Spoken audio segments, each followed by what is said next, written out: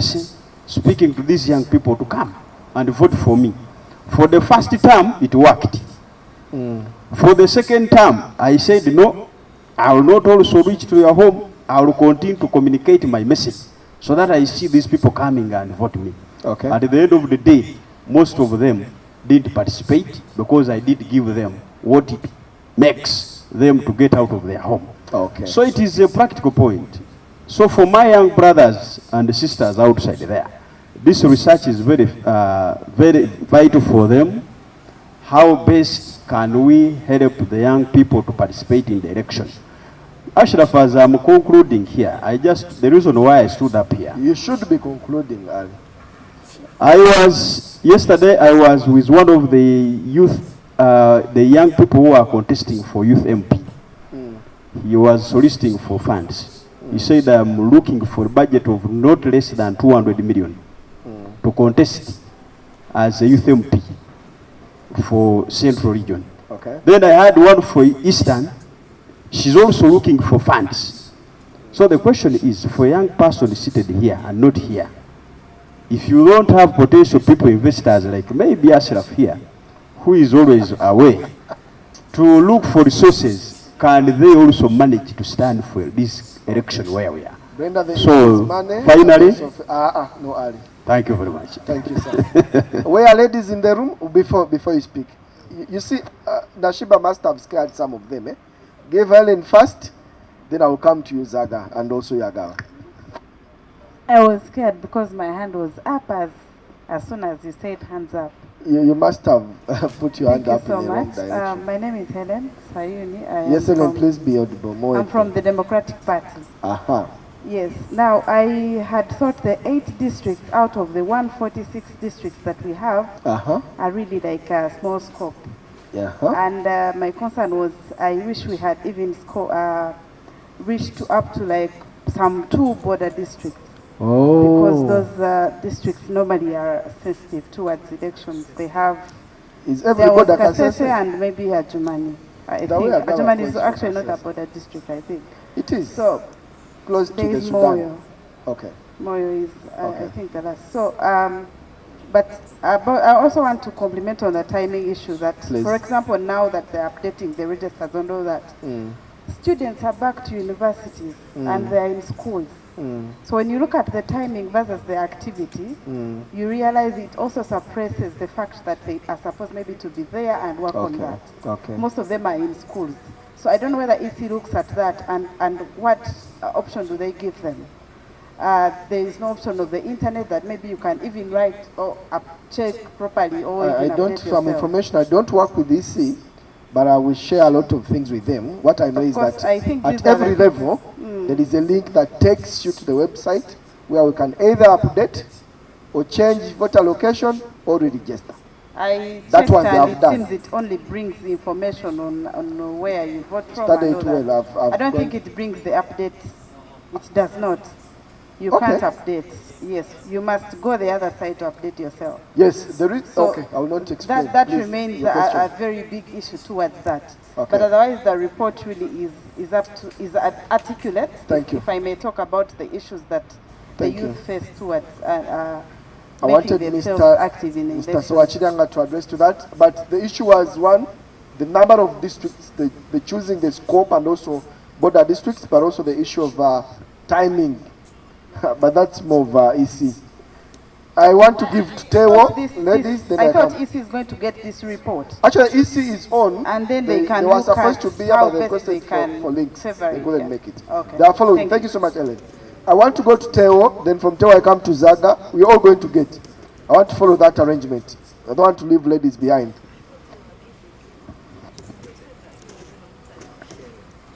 Okay.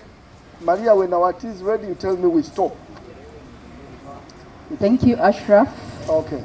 Yes, Tewo. And thank you, Open Space, for the report. The findings, yes, we relate to that. We had a lot of conversations with young people together with Alvin post-election, so we relate to the issues in that report.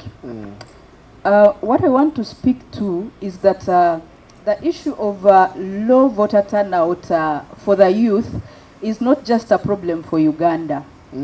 It's a regional, it's a global problem if you follow election trends across the region and across the globe. I happened to participate in a program last year where we had young leaders, youth leaders from across the continent in the US, where we were focusing on in elections. And I was shocked that even the US, where you think that it's a developed democracy, they are also grappling with the same challenge. Their systems are, you know, their systems make it so easy for everyone to participate. Like, for example, they have early voting, you can vote through email. Their systems really facilitate everyone to participate from wherever they are. But they are also still grappling with low voter turnout, especially for the young people. So this issue is no longer a problem for Uganda, whereas we are having discussions as Uganda, is that we need to move to another level of discussion where we have regional and global conversations over this issue, on how we can increase young people's participation in elections. And the good thing is that we are at CBR, so if Richard can look into that, where we can start having regional conversations, but also global conversations on how we enhance young people's participation. I think that would help us a lot. Then lastly, is that when I was studying, I keep on saying, we used to have civics in primary school. And then at secondary school, I studied political education. So I was politically conscious at a younger age. Now you will forgive a young person who is in school but only gets to hear about certain things at the university level, right? So we have a challenge as a country where we no longer want to have political or civic education in schools. And if we want to build young people's civic consciousness and enhance their participation, we need to get them while they are still young. And I'm glad that this study has showed that those that participate, if you look at the youth categories, the ones that are participating are the older youth.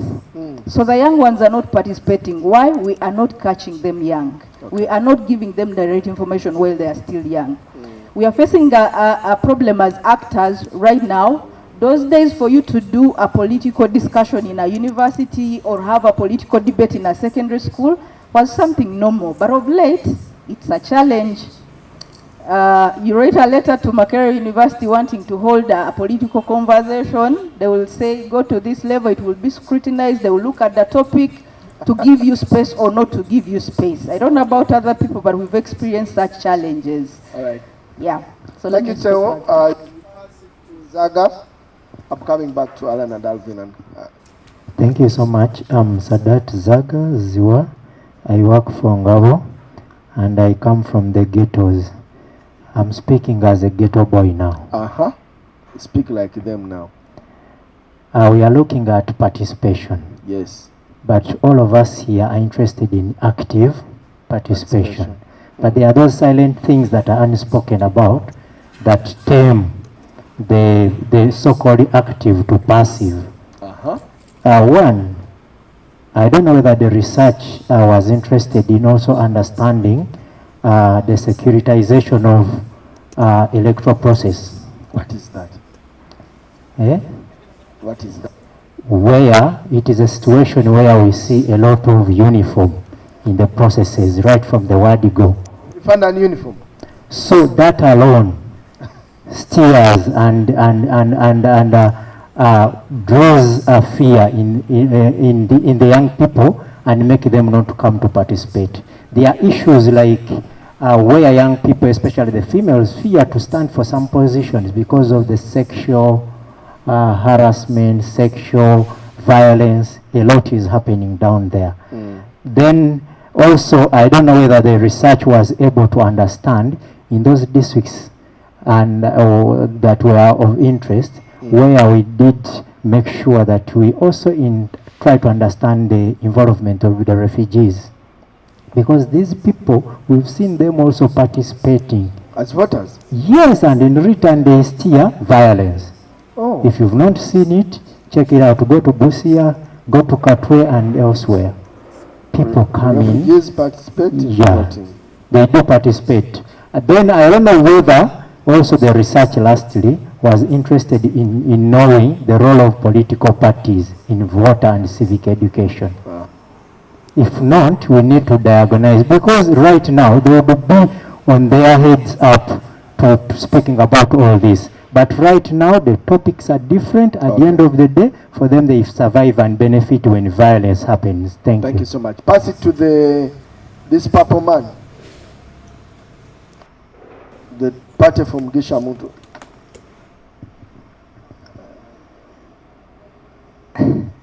Thank you so much, Ashraf. You should be the last person to thank me. I'm doing my job. You get the microphone straight to the But question. we have also been tipped that you like that. I'm Nelson Agaba.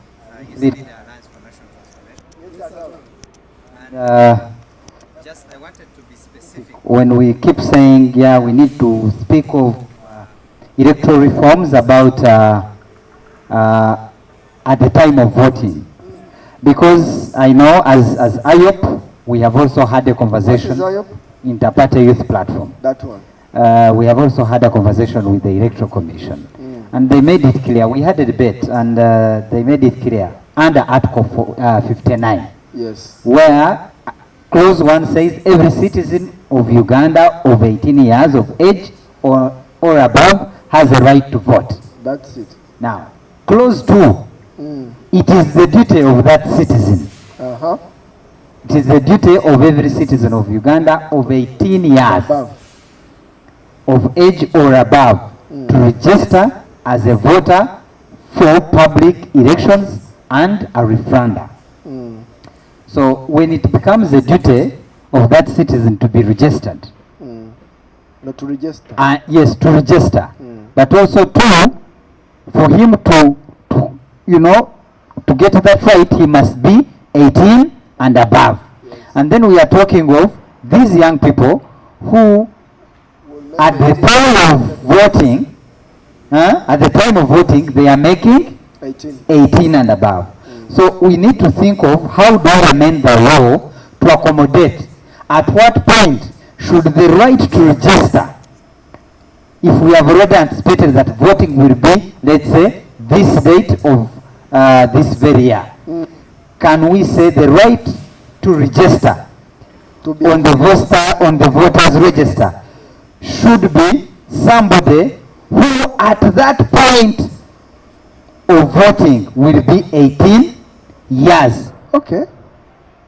Yes, because for you if you're 18 years, if you want to vote by the time you are 18 years, but there is this other thing that for you to register, which registration is a process. Yes. Elections are a process, not an event, not a one-day thing. They are a series of activities. So we still and go to Parliament, let Parliament say, somebody, if at the time of voting, they are going to be 18 years old. They should automatically just vote. Not automatically. Then they should either automatically vote, but now you have to remove the issue of register because you cannot vote without being registered. You should register before the age of 18. Then they calculate backwards. They say if you are, let's say 17 or 16 years, you are entitled to register. But we must now do the entire amendment of that clause. One, for you to vote, you must be 18 and above. Yes. Which is okay. The day of voting, I am 18. Okay. But for me to register, I should also be 18. But we also see that registration happens almost a year for voting. Yes, please. Now, for you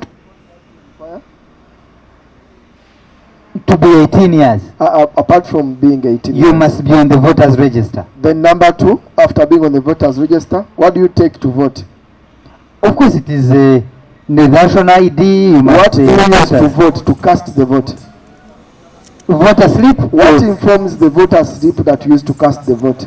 It is the register. Now, you see, this is a process. I don't belong to EC. We are agreeing that is a process that needs money, that needs procurement, that needs all that planning. Are we realistic to say that whoever makes 18 at that time must vote? That is an answer that you can give me. But also, just one point. It is very important. Concluding. Because I am a refugee, I stay in the refugee host community. We share just small boundaries. I come from Kamwenge. Yes. And Kamwenge hosts, in particular, Wamanja settlement camp. You look at refugees. I'm a neighbor to the refugees. But I wanted to speak a point of whether refugees vote or not. The refugees are used to vote. Oh. Yes, because we know that there are people who are not going to come to vote. There are people we know that are not available. So what happens is that you know me, the candidate, I will go and procure refugees to come because it is a syndicated, it is an organized region. Thank you, Agaba. And the president said that he was rigged 1 million votes. Yeah, so you must have been part of. So you call them. Thank you. They come. You just sign them of whatever. Thank you, Agaba. Yeah, but most no. The most important as you're concluding, Agaba, said aspect that youth election look at an election as a time to earn. Not only youth, even women and other people. They will tell you now it is time for Mpanku way. Someone switch off Agaba's microphone. You will not give it to me. Onesimus.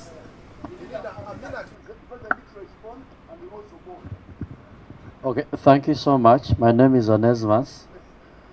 Sorry, I didn't go to kindergarten, so I confuse ARA with air. Protection. Why are you taking me on speed? Election as now.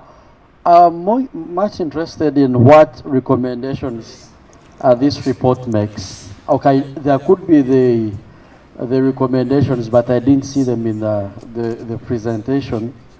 The other issue is the relationship between voter registration and age, and also the relationship between voter turnout and age are both positive, but there is a mismatch in the level of turnout as compared to the level of voter registration. And of course, there were factors attributed to this, and one of them, some of them were apathy, logistics, COVID-19. But also want us to look at the regional turnouts, because I know in the last elections of 2021, the excitement to vote in the region, for example, in the Western region, was not as much as it was in 2016 when we had both Kano, Chiza Besigye, and from the other side. I'm not saying they are regional candidates, but you get what I mean. So I would want to know the regionalized figures on the voter turnouts in case the study also looked at that. The other thing is on now. The report shows that the low turnout amongst women was because of men. When you say sexual harassment, what I would want to say men. But now these single women, their voter turnout is lower than the married men. What are the factors? I would want the report. I don't know if the report addresses those. Okay. The other one is on if the report could also tell us, or maybe highlighting some areas for deeper research, what factors led to more voter education series in the northern and eastern region than in the central and western region? Is it because there have been, don't give it to him, you stop me. There have been civil society organizations, or is the EC, when they are doing voter education, are they more interested in the other regions? Why? Nesba seems to have a lot of issues. No, this is the last one. I want to be sure that my team is noting. One of the quotations that really struck my mind was elections without violence is not fun. Repeat that. Elections without violence is not fun. I wish someone. And of course, that is a mentality that we really need to fight. when you Elections also look without at violence is not fun. is not okay. I don't know if that's right English. Are not fun what? I don't, But I don't want to imagine And of such course- an election. of course, Ashraf, you look violent, but I don't know if you find elections without violence really fun. But this is a mentality of young people, and I think in our education and sensitization, it is something we need to Thank you deeply so hint much. on. Dr. Sowachiranga will answer that. He recently went to Kigali on election day when they're, drumming and laughing. I don't know if it was fun, he will tell us. Now, as you're going to Alvin Kamin, I want to award the last row. I'm awarding you. You move slowly, go and pick tea and come and sit. You've been very attentive. The last row you can pick tea. Yes, Alvin. Okay, thank you so much. My name is... Now, you're misbehaving the last row. hello. Fred? Yes, Alvin. Yes, thank you so much. My name is Alvin Mutebi. Yes, Alvin. Again, Dayarava.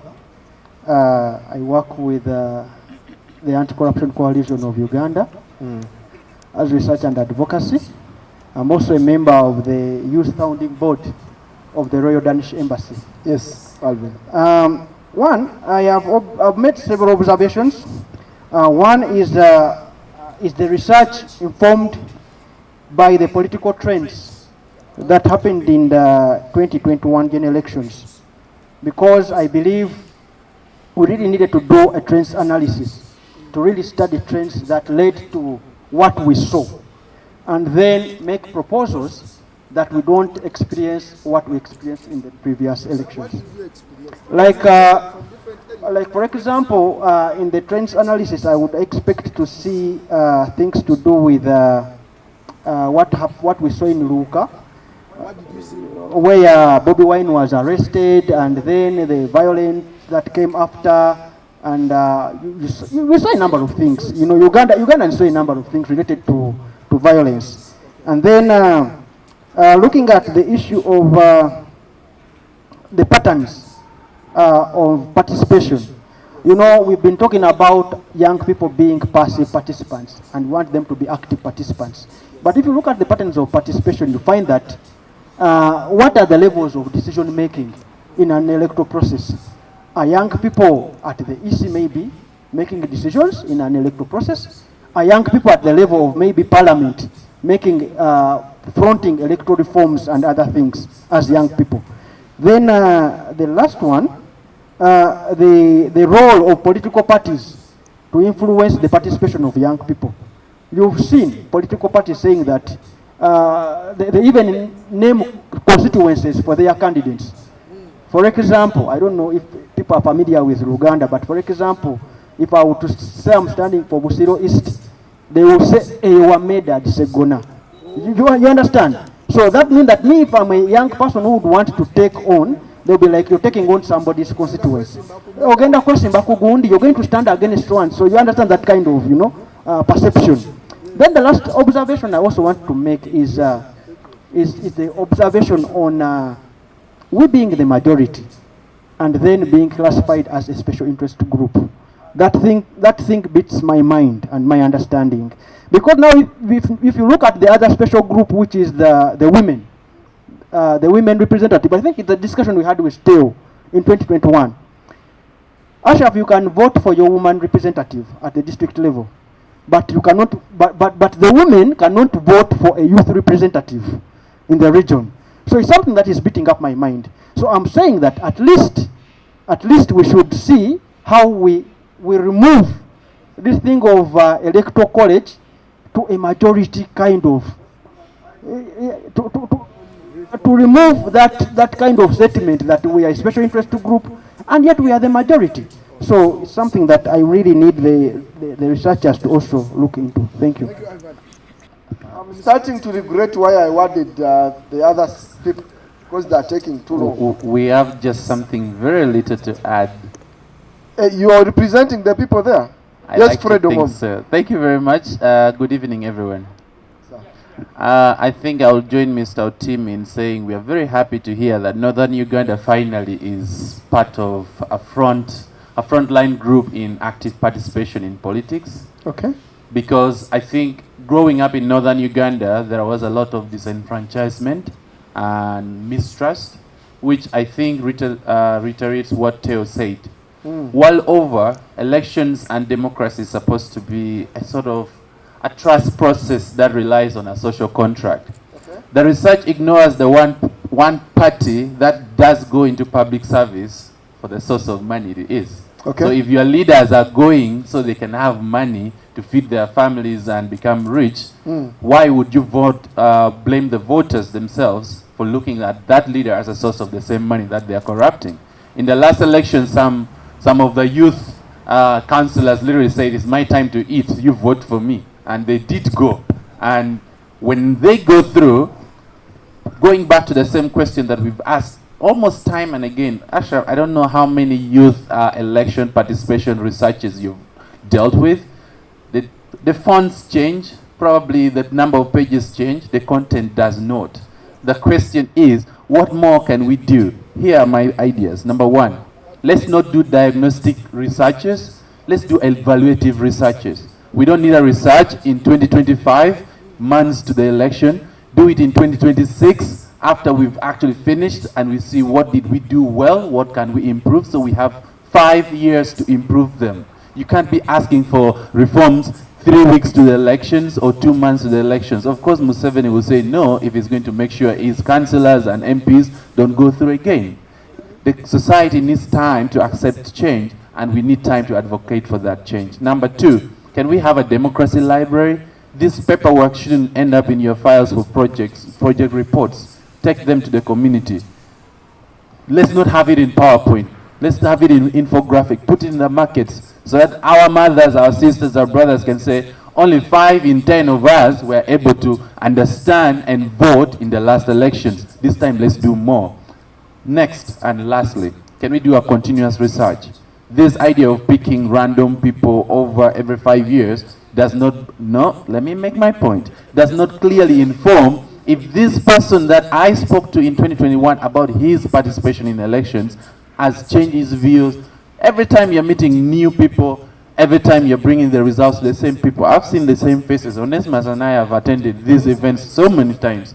But the source of data, exactly, that's what I'm saying. I don't know if Onesmus himself has grown as a voter or more informed as a civically aware Ugandan. Otherwise, thank you very much. Misinformation is everywhere. Can we carry the right information? I hear a lot of misinformation here on party lines. Can we have young people in party spaces actually speak the truth on civic education? Thank you very much. You're thanking me after taking a lot of time. Now, they are seeing with tea. I don't know who gave them permission to serve. Yeah, thank you so much. But look, you already have the microphone. Yes. Thank you. Now, the challenge is, these people are noting, and I don't want your issues to get lost. Sure. So kindly stick to the point, to the topic, to the research. Are we there? Sure. But also, this is just, I want to belittle this activity. It's a validation for the findings. We shall have time to give you this research and try to do what? To popularize it and take it to different, areas. Yes. Yeah, thank you so much. My name is Baluku Derek. I work with the Uganda National NGO Forum. Yes, Baluku. Yeah, so I was really intrigued by a point that talked about the low voter turnout in the central region. And the research also alluded to a point that central region, whereby there are people that people are usually participate as mobilizers, as campaign agents. And I think this really is a manifestation of what is happening in central region. So people in central region are people that you would consider the urban elite. So these are the kind of people that want, to influence things, the way things are done. So these come off as, agents of change. So for me, what I want to look at is how do we leverage that kind of thinking, whereby the urban elite think that they want to, they are the ones that are going to influence, who is going to be voted And how do you translate that into real, you know, people turning up to go for elections? Thank you. Sure.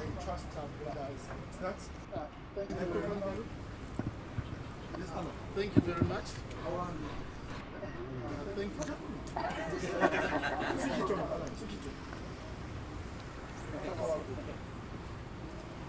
Thank you very much. Alan Mwesig is my name. I'm the District Youth Council of Kampala. Let me not thank Ashraf, but thank Open Space for organizing this engagement together with CBR and for having such a great report. It has been so informative and we have really gotten something to talk about. I'll be straight to the point, Ashraf. My first question, where does this information go? Where does it stop? The second issue is about the youth voter education. The report has clearly brought it out that only 18% had received voter education. But I want to know, and I'm trying to re-echo what Mr. Tim had earlier on stated.